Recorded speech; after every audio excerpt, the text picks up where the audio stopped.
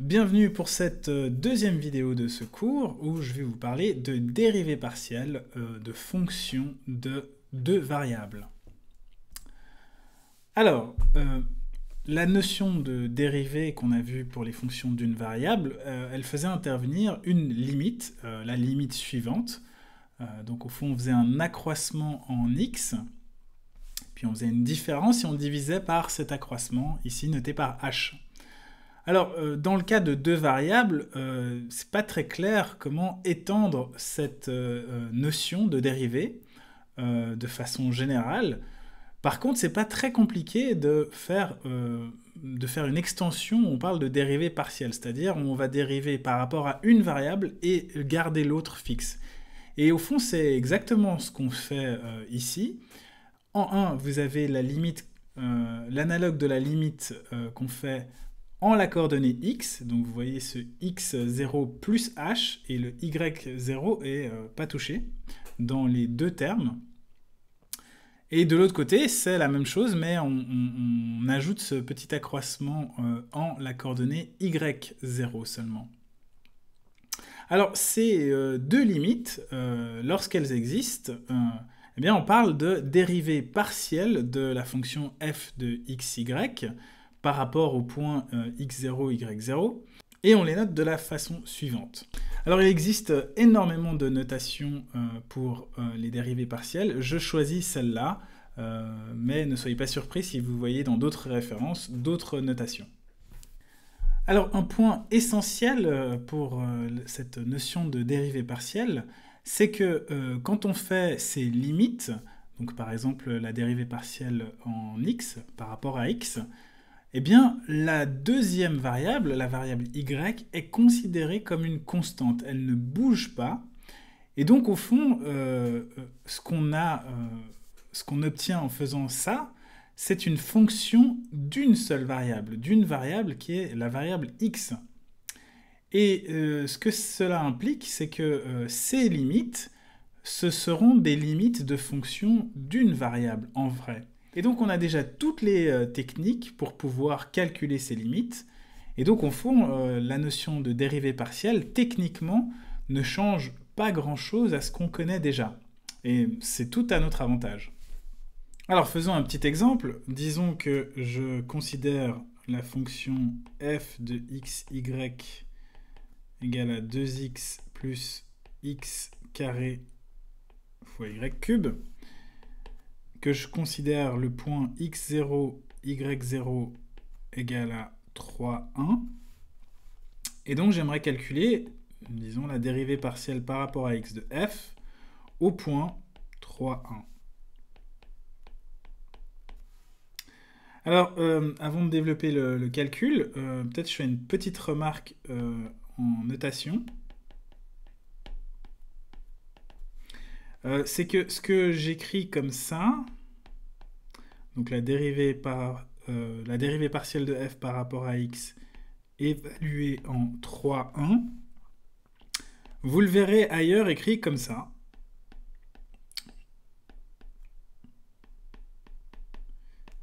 Avec une barre pour dire qu'on évalue ceci en x égale à 3 et y égale à 1. Alors ces deux notations sont équivalentes. Il ne faut juste pas se perdre quand on écrit d'une manière ou d'une autre. Mais donc la première chose que je dois faire, c'est d'abord de calculer quelle est la fonction en fait qui correspond à la dérivée partielle de f par rapport à x.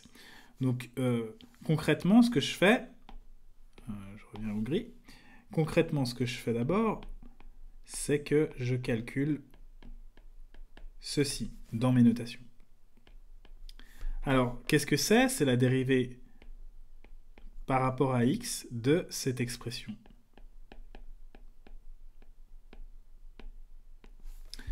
Alors, pour dériver ça par rapport à x, comme je l'ai dit avant, il faut considérer y comme une constante, et puis x, évidemment, comme la variable par rapport à laquelle on dérive. Alors, 2x dérivé par rapport à x, ça donne 2, Et puis x carré y cube dérivé par rapport à x, ça donne 2x y cube. Voilà, maintenant j'ai mon expression pour la dérivée partielle de f par rapport à x. Et je peux maintenant l'évaluer au point 3, 1. Donc je remplace x par 3 et y par 1. Ça me donne 2 plus 2 fois 3 fois 1 au cube, ce qui donne 8. Et du coup, les autres exemples développés dans cette slide, c'est la même chose qui se passe. C'est les mêmes calculs, donc on retrouve vraiment les calculs qu'on avait déjà fait pour les fonctions de une variable. Alors, malheureusement, la notion de dérivabilité pour les fonctions de deux variables ne se réduit en général pas à la simple existence de ces dérivées partielles. Mais malgré tout, on a un théorème ici qui est assez puissant, qui nous permet en fait de nous, ou plutôt qui me permet de me passer de vous parler de façon plus précise de cette notion de dérivabilité pour les fonctions de deux variables, parce que dans bien des cas, au fond, ça reviendra au même. Alors, qu'est-ce que ce théorème nous dit? Il nous dit qu'une fonction f de xy, dont les dérivées partielles existent et sont continues en un point, x0, y0, eh bien, cette fonction sera dérivable en ce point, et donc dérivable au sens global. Alors, bien entendu, je n'ai pas défini ce que voulait dire la dérivabilité d'une fonction de deux variables, et au fond, c'est ce théorème qui en explique la raison. C'est que la plupart des fonctions dont nous allons traiter dans ce cours, enfin dans la suite du cours en tout cas, seront continues et les dérivées partielles le seront aussi en général. Et donc du coup, les dérivées partielles existant et étant continues impliquent la dérivabilité au sens global. Donc je n'ai même pas besoin d'en parler, il suffit simplement de connaître ce que sont les dérivées partielles par ce théorème, lorsque évidemment elles sont continues. Alors, on pourrait se demander à quoi sert d'avoir cette notion de dérivabilité en général. Eh bien, elle nous sert à pouvoir ne pas confondre les notions de dérivée partielle et de dérivée totale en toute généralité, c'est-à-dire lorsque, par exemple, les dérivées partielles sont discontinues.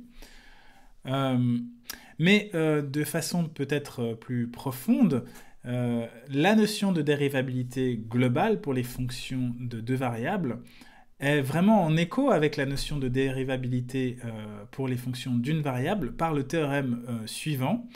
Eh bien, une fonction qui est dérivable au sens global en un point x0, y0, eh bien, cette fonction sera continue en ce point. Et c'est un théorème qui était vrai aussi pour les fonctions d'une variable. Une fonction qui est dérivable en un point est continue en ce point. Alors maintenant, si vous remplacez dérivable ici par les dérivées partielles existent simplement, sans supposer qu'elles sont continues, eh bien cette implication n'est pas vraie. Et vous avez d'ailleurs en fait ici une vidéo, vous pouvez cliquer sur le lien, là où c'est marqué vidéo, ça vous amènera sur une vidéo où on vous montre un contre-exemple, ou un exemple du fait que la notion de dérivée partielle ne suffit pas à impliquer la continuité pour une fonction. Je vous recommande d'aller la regarder, elle est vraiment bien faite. Alors, malgré ça, les dérivées partielles jouissent, j'ai écrit ici, de la même régularité par rapport aux opérations élémentaires et à la composition de fonctions que la dérivée de fonction à une variable. Ce que je veux dire par là, c'est que si on a deux fonctions, par exemple, qui sont dérivables par rapport à x en un point, eh bien, la somme de ces deux fonctions sera aussi dérivable par rapport à x en ce point-là. Et vous pouvez faire la même chose avec les autres opérations élémentaires et la composition. Donc ça, c'est quand même très pratique et très bien. Alors pour les fonctions de deux variables, on peut aussi considérer des dérivées partielles d'ordre supérieur. Ici, on considérera simplement les dérivées partielles d'ordre 2, mais on peut aller plus loin pour autant que les fonctions qu'on considère sont suffisamment différenciables ou dérivables. Alors, ici, donc, on a 4 possibilités pour les dérivées partielles d'ordre 2. Les deux premières, c'est simplement de dériver deux fois par rapport à la même variable, x ou y. Et puis les deux suivantes, c'est de dériver une fois par rapport à une variable, et puis ensuite de dériver par rapport à l'autre.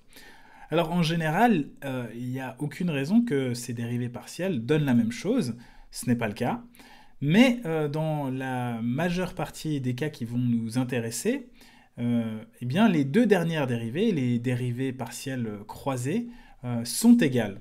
Et la condition, c'est que si les dérivées partielles d'ordre 2 de la fonction sont continues en un point, alors les dérivées partielles croisées seront les mêmes en ce point-là. Et ce théorème s'appelle le théorème de Schwarz. Alors, on peut essayer de s'en convaincre avec un petit exemple. Donc, je reprends la même fonction qu'avant. Donc, c'était f de x, y qui était égal à 2x plus x carré y cube. Alors, on avait déjà calculé les dérivées partielles en x, ou par rapport à x, pardon, et par rapport à y.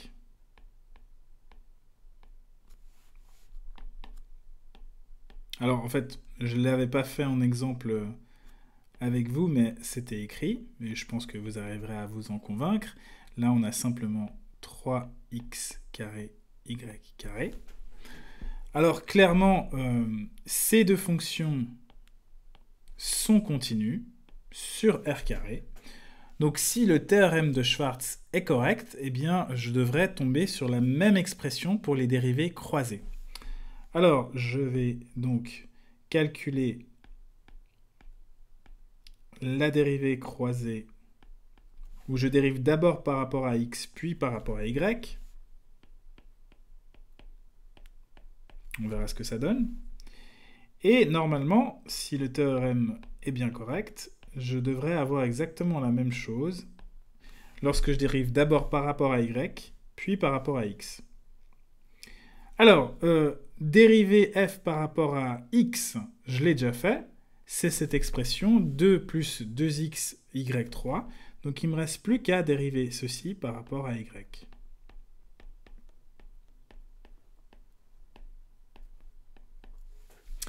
Donc je dois considérer x comme une constante et y comme la variable dans ce calcul. Eh bien, ce qui me donne simplement 2x fois 3y carré. Autrement dit, c'est simplement 6x y carré. Alors si je fais le même calcul ici, alors d'abord je considère la dérivée de f par rapport à y, ça me donne 3x carré y carré, que je vais dériver maintenant par rapport à x. Donc ici c'est x qui est la variable et y qui est la constante, donc ça me donne 3 fois 2x fois y carré, ce qui donne 6x y carré. C'est bien la même chose. Donc en résumé, le théorème de Schwarz nous dit que si les dérivées partielles d'ordre 2 sont continues, eh bien l'ordre de dérivation ne compte pas lorsqu'on considère les dérivées partielles croisées. Alors pour terminer, j'aimerais parler de l'interprétation géométrique des dérivées partielles. Alors on sait que l'interprétation géométrique de la dérivée pour une fonction à une variable, eh bien c'est que c'est la pente de la tangente à la courbe en le point où on considère la dérivée. Et pour les fonctions de deux variables, c'est quelque chose d'à peu près similaire. Et en fait, ici, on n'a plus une courbe, on a une surface. Si je considère par exemple la dérivée partielle par rapport à x d'une fonction en le point x0, y0, eh bien, cette dérivée partielle va correspondre à la pente d'une tangente à la surface. Et cette tangente, on l'obtient de la façon suivante. Je rappelle que quand on dérive par rapport à x, quand on dérive par rapport à la variable x, y est considéré comme constant. Donc ici, on va considérer le plan, en fait, y égale à y0, qui va couper notre surface. Alors, ce faisant, eh bien, au fond, ce qui apparaît à l'intersection du plan y égale à y0 et de la surface, c'est une courbe que vous voyez ici, en noir. Et le point ici, ce point-là, c'est le point x0, y0, f de x0, y0. C'est ce point-là. Qui non seulement est sur la surface, bien sûr, mais il est aussi sur cette courbe, qui est à l'intersection de la surface et du plan. Y égale à y0. Alors maintenant, c'est un peu plus clair de quoi est-ce qu'il va s'agir pour la dérivée partielle en x. Ce sera la pente de la tangente à cette courbe-là. Et c'est ce qui est illustré ici sur le dernier slide. Donc, cette courbe noire a une tangente en le point x0, y0, f de x0, y0. Et la pente de cette tangente, eh bien, c'est exactement ce que vaut la dérivée partielle de f par rapport à x, évaluée en x0, y0. C'est ce que vaut ce nombre. Donc je répète, c'est la pente d'une tangente à la surface, et la tangente en question, c'est celle que vous voyez ici, qui est à l'intersection de la surface et du plan, pardon, y égale à y0. Alors l'interprétation est la même lorsqu'on considère la dérivée partielle de f par rapport à y. La seule différence, c'est que maintenant on va considérer x comme une constante. Donc on va fixer le plan x égale à x0 qui va trancher ma surface en deux. Et à l'intersection de cette surface et de ce plan, il y aura une courbe sur laquelle le point x0, y0, f de x0, y0 se trouve. Et donc, la dérivée partielle de f par rapport à y va correspondre à la pente de la tangente à cette courbe. Alors, je vous ai donné ici les interprétations géométriques des dérivées partielles pour une fonction de deux variables. Vous pourriez me demander s'il existe une interprétation géométrique pour la dérivée globale pour une fonction de deux variables. Alors oui, ça existe, c'est très bien défini. Et en fait, je vais vous montrer une petite application. C'est des gens qui ont créé ça sur GeoGebra. Je vous mettrai le lien sur la page de cours. Et donc, ce qu'on a là, c'est donc une page où vous pouvez rentrer n'importe quelle fonction que vous voulez à deux variables ici. Alors ici, la personne a choisi par défaut 2 fois le sinus carré de x divisé par la SQRT, ça veut dire square root, donc c'est la racine carrée, de y carré plus 1. Et tout ça, on ajoute 0,3 à tout ça. Alors, en dessous, vous avez la surface qui est représentée. Vous pouvez, avec votre souris, un peu la regarder sous toutes les coutures. Et vous avez un point A qui va correspondre au point, on va dire, qu'on va appeler x0, y0. Bon, ici, c'est A. Alors, on peut faire bouger A, ici. Là, je le fais bouger en sa coordonnée en x. Et puis, je peux le faire aussi bouger en sa coordonnée en y. Peut-être qu'on le voit mieux comme ça. Voilà. Voilà, là, je le fais bouger le long de la coordonnée y. Alors, je vais le placer, disons... je vais le placer là, voilà. Alors, on a plusieurs boutons. On a deux boutons tangent line, un où c'est écrit x égale à xa, donc ça sous-entend qu'on fixe x en xa. Donc la coordonnée en x du point A ne va pas bouger. Et donc tangent line, ça laisse penser qu'au fond, on va considérer la dérivée partielle en y. Et là, ce sera du coup la coordonnée en y qui sera fixée. Et donc, ça laisse penser que ce qui va apparaître, c'est quelque chose qui est lié à la dérivée partielle en x. Alors, j'appuie sur le bouton et qu'est-ce que je vois apparaître? Je vois apparaître une droite verte. Et si je me rapproche, eh bien, ça m'a bien l'air de correspondre à la tangente en la courbe qui va intersecter la surface et le plan y égale à ya. Alors je peux faire la même chose et appuyer sur le bouton tangent line x égale à xa. Et ce qui va apparaître, ce sera la tangente, mais cette fois-ci le long de cette courbe-là, plutôt que de cet axe. Et donc ici, j'ai la tangente à cette courbe en trétier bleu, qui est l'intersection de la surface avec ce plan x égale à xa. Alors, vous avez ici le bouton Tangent Plane, et en fait, Tangent Plane, c'est ce qui va correspondre à cette notion de dérivée globale. De la même manière que les tangentes que vous voyez là en vert et en bleu sont en correspondance avec les dérivées partielles, eh bien, ce plan que vous allez voir apparaître, je peux appuyer maintenant, eh bien, ce plan, il est en lien avec la notion de dérivée globale. Et je vais changer de point de vue. Vous pouvez voir au fond que ce plan, il est tangent à la surface en ce point. Alors peut-être que si je change de point de vue, on le voit mieux. Ouais, peut-être comme ça, c'est pas mal. Voilà, ça a l'air pas mal ça. Voilà. Mais ce que vous voyez aussi, c'est le lien entre le plan tangent et les dérivées partielles. Eh bien, les tangentes vertes et bleues, eh bien, elles seront toujours sur le plan tangent et d'une certaine manière, elles le définissent dans ce cas-là. Alors si je fais bouger la composante Y, vous voyez que la tangente Y bouge, le plan va bouger aussi, et du coup, là, vous voyez que là j'ai changé de composante Y, et bien la tangente verte est toujours sur le plan tangent. Et je peux faire la même chose en bougeant la variable, la coordonnée en X.